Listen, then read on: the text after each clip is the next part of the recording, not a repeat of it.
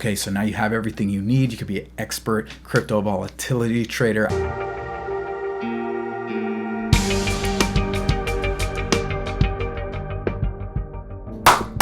Finance family, it's the other brother Adam, Getbags, and I got the crypto volatility analysis. We're going to be checking out some techniques that are going to help you analyze crypto markets. All right, we're going to be normalizing candlestick heights, measuring drawdowns, rolling range over price, log return Z-scores, candle height Z-scores, rolling average log return, rolling standard deviation log return, rate of change, true range, average true range, and stick around till the end. We got efficiency, which is very important.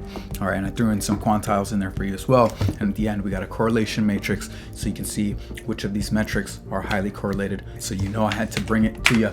These crypto markets have been pretty frothy lately. So this is going to help you out a lot if you trade options or if you're building scanners. So here we are. We're going to import our modules and then we're going to read in this path to our Bitcoin time series.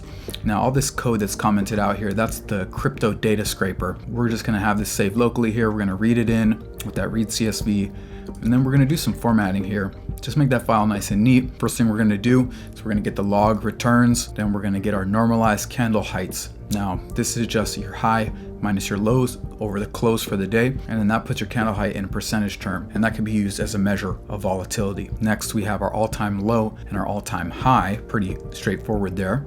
And we have points off of all-time high, so that's in points, and then we have percentage off of all-time high. Now that's in percentages, so that's going to be basically your max drawdown, but as of the previous max, not as you're moving forward through the time series. Okay, now we have a rolling high and low window here, which is 20 trading days, and then we have a rolling low, and then we have a rolling high, and that's just the minimum low in that period, and then the maximum high in that period. All right, next we have a range over price, which is just our rolling high minus our rolling low, so that's a range, and then over the close price. So we're just getting the range of this look back window here in percentage terms. Now this can be over 1 if the stock is downtrending, because it'll have a wide range over a small price, so that's possible depending how far your look back period is. And it also can't be greater than 1 if it's all-time high or if it's uptrending. So trend is an important consideration here. All right, and then this is the first one that we have a graph for, and as you can see here, you can have values greater than 1. Next we have our log return Z-scores, so we're just getting our average log returns over all time. We're getting our standard deviation, so that's a daily average return here, and then we're getting our daily standard deviation of our log returns here, and then to compute the Z-score, we're doing the Z-score calculation, which is just your log return, so your observation minus your average, and that's all over your standard deviation. So that's going to give you your Z-score, and as you can see from the chart here, you can get some pretty extreme values, so you know when volatility is kicking up.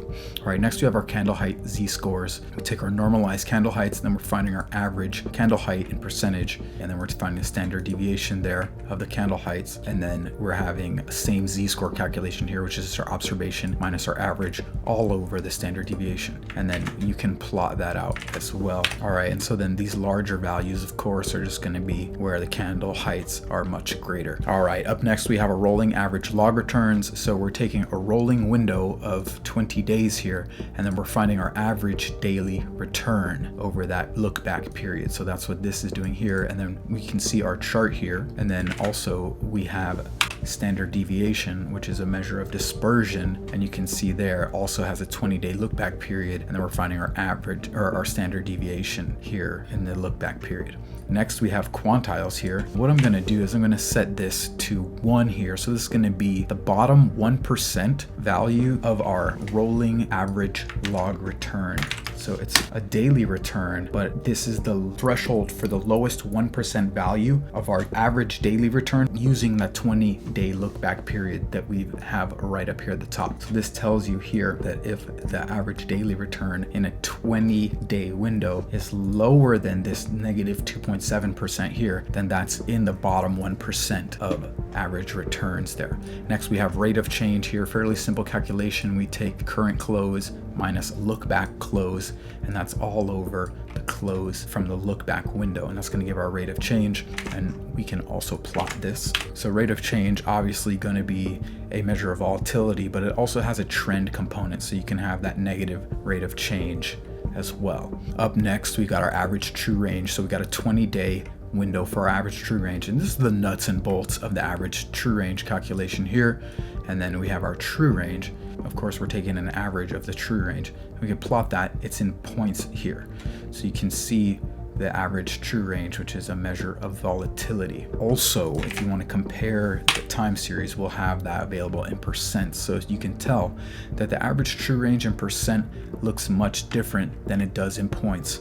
Obviously, because prices are going up, it's going to make the average true range larger, but if you use it as a percent, you can compare across time, across assets as well. All right, next, very cool, we have efficiency. So what we have is a rate of change. So this is your close price minus your look back close. And if that's positive, then price has gone up in that time. If that's negative, price has gone down. So just your rate of change. Then we have efficiency calculation here, which is rate of change over average true range in points. So note that this rate of change is in points, and then this average true range is in points.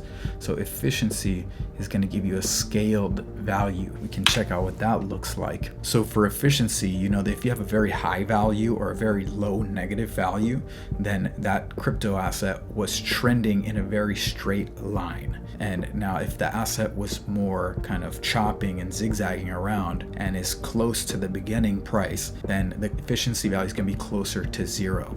So large values is a straight line, very trendy, and then very large negative values is a straight line trendy, but then anything closer to 0 is going to be flat or like very choppy. All right, then at the end here I have a correlation matrix, so you can see which volatility measures have high or closer to 0 or negative correlation. So I mean, you can see some negative correlation here, but I would be more concerned about looking for volatility metrics that have high correlation. Those are going to be anything that use similar denominators or anything like that. Okay, so now you have everything you need. You could be an expert crypto volatility trader. I know Dopex is rolling out some options or doing a lot of cool stuff in that space. So hope you liked it. Let me know what you think, and you have my blessings, fam. Stay safe out there. Let's go get these bags.